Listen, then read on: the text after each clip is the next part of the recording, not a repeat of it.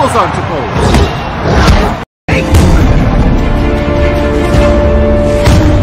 Oh, so early! I've never seen anybody champion of the world! Anak ini bernama George. Dari 4 bersaudara, hanya George yang memiliki badan yang besar. Suatu malam, karena hidup miskin, sang ibu sampai harus membagi makanan menjadi 5 agar semua bisa makan. Meski kehidupan keluarga mereka miskin, ibu mengajarkan anak-anak agar tidak mengeluh dan selalu bersyukur. Sebelum makan, saat yang lain fokus berdoa, ekspresi George justru terlihat tidak suka. Baginya, dalam kehidupan miskin yang serba kekurangan ini Tuhan itu hanya omong kosong. Di sekolah, George adalah anak yang pintar, tapi karena miskin, dia sering direndahkan teman-temannya, bahkan gurunya sendiri. Dia juga sering diledek dengan panggilan George si miskin. Go get it. Hari itu, George yang muak diledek pun akhirnya menghajar temannya dan pergi meninggalkan sekolah. 7 tahun kemudian, terlihat George sudah berusia 18 tahun.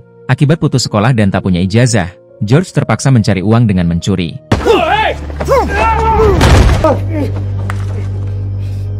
Surprise, boys!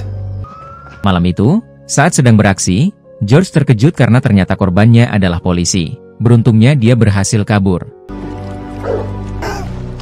Di jalan pulang, dia tidak sengaja melihat iklan di TV yang menampilkan program khusus pemerintah yang menampung anak-anak putus sekolah. Di asrama nanti akan dilatih skill bekerja, mendapat makan gratis dan dapat gaji bulanan. Melihat kesempatan itu, George langsung memberitahu ibu, dan ibu pun mengizinkan. Ibu hanya berpesan, jika nanti saat hidup mandiri ada masalah, George jangan pernah menyerah dan teruslah fokus meraih cita-cita. Apapun yang terjadi, pokoknya tidak boleh pulang sampai jadi orang sukses, ucap sang ibu. Besok paginya setelah mendaftar, George pun mulai masuk asrama. Bright future. Here's your linking, no smoking, no cursing, no women, no fighting. Served by the one and only Mrs. Moon. Di kamar, ketika membuka tas, George sangat senang ternyata ibu membelikannya sepatu baru dan memberi selembar kertas pesan motivasi untuk George. George pun jadi semangat belajar.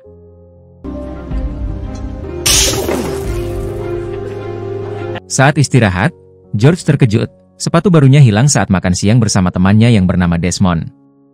George tak sengaja melihat sepatu pemberian ibunya dipakai si pencuri itu.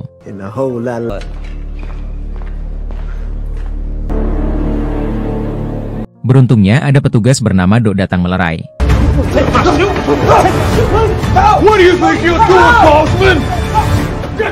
Akibat membuat keributan sampai merusak pintu asrama, Dok terpaksa harus memulangkan George. Di mobil, saat hendak mengantar ke halte bis, George terus memohon agar tak dipulangkan. Ia meminta maaf sambil berkata kalau asrama ini adalah satu-satunya harapan yang dia miliki. I can't go home, Mr. Brown. I can't. Mendengar itu, Dok diam. Dok yang merasa kasihan, lalu menawarkan bagaimana jika George jadi petinju saja. Dengan badan dan kekuatan sebesar tadi, Dok yakin suatu saat nanti George pasti bisa jadi atlet tinju sukses. Fight. It's a sport. Meski tak mengerti tinju sama sekali, tapi demi tidak dipulangkan, George menjawab mau. Di tempat latihan, setelah memakai peralatan tinju, Dok menjelaskan beberapa aturan di dalam ring. Ketika semua siap, George pun memulai latihan pertamanya.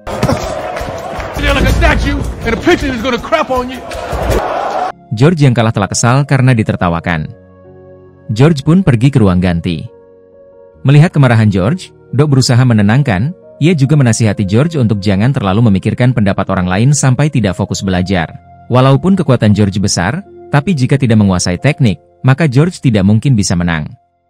Setelah jam latihan selesai, Dok mulai melatih George teknik-teknik dasar bertinju. Selama berlatih, Dok menjelaskan kalau tinju itu bukan hanya tonjok-tonjokan, tapi juga harus mengontrol pikiran. Jika ia bisa menguasai pikiran, maka dia juga pasti bisa mengendalikan jalannya pertandingan. The greatest foe that we will come back is trying to force you to go where he needed you to go so he could deliver spots. The loose boards. Not just about punching George. That's been it. Minggu demi minggu berlalu, George terus berlatih. Hingga 1 bulan kemudian, saat tanding ulang, gerakan George terlihat jauh lebih baik. Dengan pukulan keras, dia berhasil menang dengan mudah. Selesai tanding, George menemui Doc dan meminta untuk mengikuti kejuaraan dunia kelas berat. Ia menunjukkan majalah tinju sambil berkata, jika dia ingin sukses dan kaya raya seperti petinju terkenal bernama Joe Frazier. Melihat semangat anak muda itu, Doc menjelaskan, untuk bisa mengikuti kejuaraan dunia George harus memenangkan beberapa pertandingan profesional terlebih dahulu. Karena masih pemula, Doc menyarankan lebih baik George latihan sekeras mungkin selama setahun ini untuk persiapan. Setelah 1 tahun berlatih, pada tahun 1968 akhirnya George mengikuti pertandingan seleksi kelas amatir di Meksiko. Selama pertandingan, George terus disudutkan pihak lawan. Beruntung dia bisa membalikan keadaan dan George pun menang. Sehingga dia berhasil lolos seleksi. Kini dia sudah bisa bertinju di level berikutnya, yaitu level profesional. Sepulang dari Meksiko, dengan gembira George menemui sang ibu. With nothing to your name, and you came back with gold. Take me then. You gonna keep fighting? I heard them. And that's all you wanna do with your life? Melihat kesuksesan putranya, ibu sangat bangga. Beberapa hari kemudian, George disuruh Doc untuk pergi ke kota Auckland. Di bandara, George berpapasan dengan wanita cantik bernama Paula. That's me. Yeah. I'm gonna be training, but I'm George. Setelah berkenalan dan bertukar nomor telepon, mereka pun berpisah. Sesampainya di tempat latihan di kota Auckland, Doc memperkenalkan George ke seorang mantan petinju profesional yang akan menjadi pelatih barunya. Sebelum latihan, si mantan petinju mengingatkan, mulai sekarang George harus mempersiapkan mental karena pertarungan di level profesional tak semudah yang dibayangkan. 1 tahun berlalu, pada tahun 1969 George memulai debutnya sebagai petinju profesional. Selain tinju, hubungannya dengan Paula juga semakin dekat setelah menikah. Tahun demi tahun, George terus memenangkan pertandingan profesionalnya tanpa pernah kalah sekalipun. Beberapa tahun bertinju di level profesional, kini George akhirnya bertanding di kejuaraan dunia kelas berat. Meski pendatang baru, namun George langsung memberanikan diri menantang petinju idolanya, yaitu Joe Frazier. Again? He's just hitting him again and again. Oh, he's down again! This is hard to believe! Akhirnya, George memenangkan pertandingan yang artinya dia telah merebut gelar juara dari Joe. Untuk merayakan kemenangannya, George mengadakan acara pesta bersama teman lamanya saat di asrama. Desmond juga hadir memberi selamat. Melihat kesuksesan sahabatnya, Desmond sangat bangga. Dan karena sekarang George sudah kaya, George meminta Desmond menjadi asisten pribadi sekaligus akuntan untuk mengurus keuangannya. Mendengar tawaran itu, Desmond mau. Pagi hari saat baru selesai mandi, George melihat di TV ada seorang petinju kelas berat bernama Muhammad Ali sedang mengomentari teknik tinju George sambil menantangnya berduel. Mendengar provokasi Ali, George merasa tertantang. Siang hari, George mengundang ibu dan saudaranya untuk merayakan ulang tahun putri kecilnya. Selama acara, mereka semua tertawa menikmati makanan. Senang karena dulu untuk makan 1 roti saja harus dibagi berlima, tapi sekarang, makanan sudah berlimpah. Namun di tengah kebahagiaan, Paula justru terlihat sedih. Semenjak sukses dan bergelimang harta, ia merasa akhir-akhir ini suaminya berubah. George terlihat sudah tidak mencintai Paula lagi. Selesai acara, karena lelah dengan sikap George, suami istri itu ribut besar hingga akhirnya Paula meminta cerai. Have there been? George, you can't even look me in the eye anymore. Woman, I got a $5 million. I give you everything. I want you. 1 tahun kemudian, George menerima tantangan Muhammad Ali. Malam hari ketika semua siap big match pertandingan antara George melawan Muhammad Ali pun dimulai.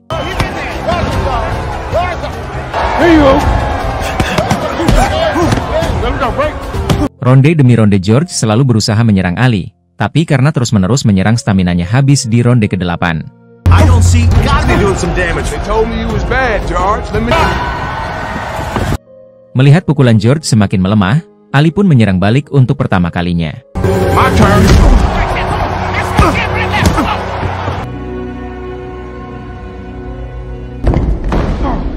Setelah 40 kali kemenangan berturut-turut, George akhirnya kalah. Yang artinya gelar juaranya kini telah direbut Ali. Selesai pertandingan, dengan sangat kecewa George pulang ke rumah.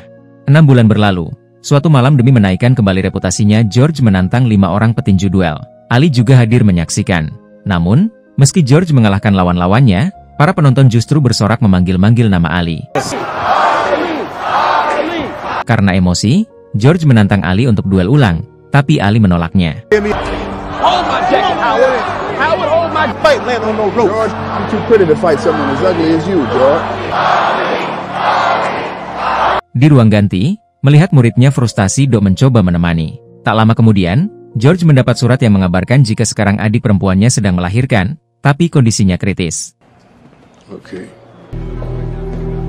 George pun bergegas ke rumah sakit. Setelah mendengar cerita ibu tentang kondisi adiknya, George pun shock. Satu-satunya harapan hanyalah keajaiban Tuhan.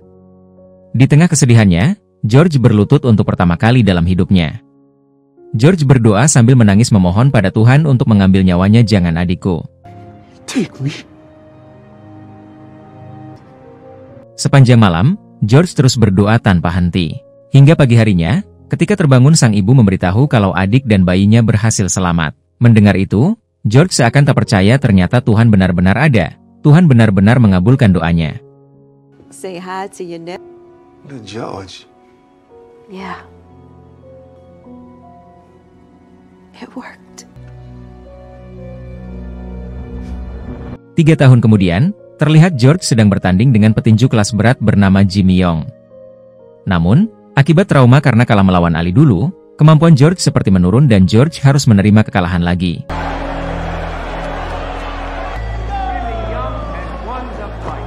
Di ruang ganti, saat sedang frustasi tiba-tiba tubuhnya terasa aneh. Di tengah kebingungan George seperti mendengar ada suara misterius terus memanggil namanya. Karena tak kuat dengan kejadian spiritual yang sedang dia alami, George pun pingsan. Nothing, George. Who keeps talking? He's got a faint pulse. We need to get him up on the table. On 3. Ketika sadar lagi-lagi tubuhnya terasa aneh, rasanya seakan seperti baru terlahir kembali. George di situ terus menyebut nama Tuhan, lalu menyiram tubuhnya dengan air. No, don't let him get in the shower. The whole water will be a shower. Semenjak kejadian itu George menjadi rajin beribadah. Hingga suatu hari, setelah menetapkan hati tiba-tiba George memberitahu Doc jika dia ingin pensiun dari dunia tinju. Dia ingin menjadi pendakwah dan mengabdikan dirinya di jalan Tuhan. I'm gonna follow God. I can't even make a fist anymore, Doc. It's like I saw it. Now you want to uniform for another? Mendengar keputusan mengejutkan itu, dengan perasaan kecewa Doc pun pergi. Beberapa hari kemudian, terlihat George sedang berdakwah di pinggir jalan. Selesai dakwah dia bertemu dan berkenalan dengan seorang wanita cantik bernama Mary. Mereka berdua lalu mengobrol dan saling mengenal satu sama lain. You know, I hadn't yet learned the secret. Yes. But I'm more of them now. Yes, indeed. 7 tahun berlalu pada tahun 1985. Kini George sudah jadi pendeta di gereja kecilnya. Ia dan Mary juga sudah menikah serta punya 2 anak. Suatu pagi, ketika sedang menonton TV, ada berita tentang 2 bocah ditangkap polisi karena mencuri. Melihat berita itu, George teringat kenangan masa kecilnya dulu.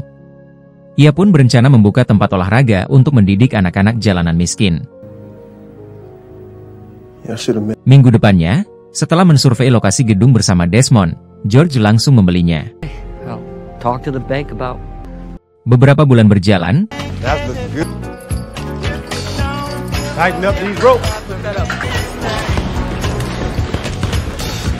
mendadak listrik mati, dan ketika diperiksa, George kaget ternyata selama ini dia tak pernah membayar listrik. Karena merasa ada yang tidak beres, dia pergi ke bank untuk memeriksa laporan keuangan. Petugas bank di situ memberitahu bahwa uang-uangnya sudah habis. Bahkan sekarang George mempunyai hutang di bank. Not true. No, he put them into solid stock. Look, I'm sorry, Mr. Foreman, but if these payments aren't made soon, Mendengar itu, George shock. Ia tidak menyangka uang hasil kerja kerasnya selama ini hilang. Malamnya, George mencari Desmond di bar. Dengan emosi dia mengejar Desmond lalu bertanya kemana uangnya. Tell me. Desmond pun meminta maaf sambil menjelaskan semua uangnya habis karena investasi bodong. Keesokan harinya, George mencoba menjadi model iklan untuk mencari penghasilan. Ia juga menjual souvenir ke penggemarnya. Tapi saat dihitung-hitung, uang yang dia kumpulkan masih belum cukup untuk melunasi hutang-hutangnya di bank. Besoknya, karena tak bisa membayar hutang, pihak bank terpaksa menyita gedung olahraganya. Saat George melihat anak-anak jalanan tak bisa berlatih lagi, hati George terasa perih. Ia lalu menemui Doc. Setelah menceritakan kondisinya, George memohon agar Doc mau melatihnya lagi seperti dulu. Came back here. I dug back in. Melihat keseriusan mantan muridnya, Doc memutuskan setuju. Tapi dengan syarat, George harus menurunkan berat badannya. Mendengar jawaban Doc, George sangat senang. Beberapa bulan kemudian, George mulai berlatih tanding lagi. Namun karena faktor usia, stamina George tak lagi sama. Ia dengan mudah dikalahkan.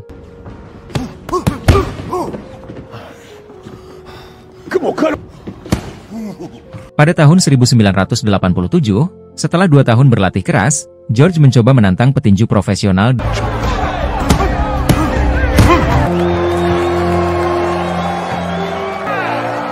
dan George berhasil memenangkan pertandingannya.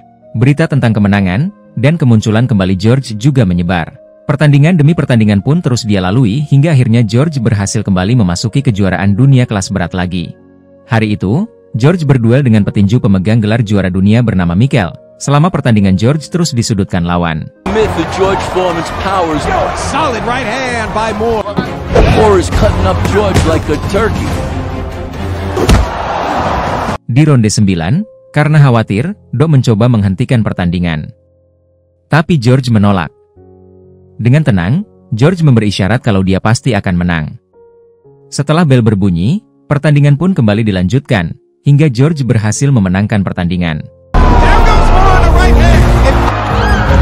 I don't believe it. It happened. It happened. Semua penonton pun kaget, seakan seperti tak percaya kalau George si petinju tua mampu memenangkan pertandingan. Di tengah hingar-bingar kemeriahan itu, George tidak merasa senang berlebihan. Dia memilih berlutut dan bersyukur pada Tuhan. Ia juga memeluk dan berterima kasih pada Doc, pelatih yang tak pernah lelah. Berkat kemenangan ini, George pun diberi penghargaan sebagai petinju tertua sepanjang sejarah yang berhasil menjadi juara dunia. Selesai.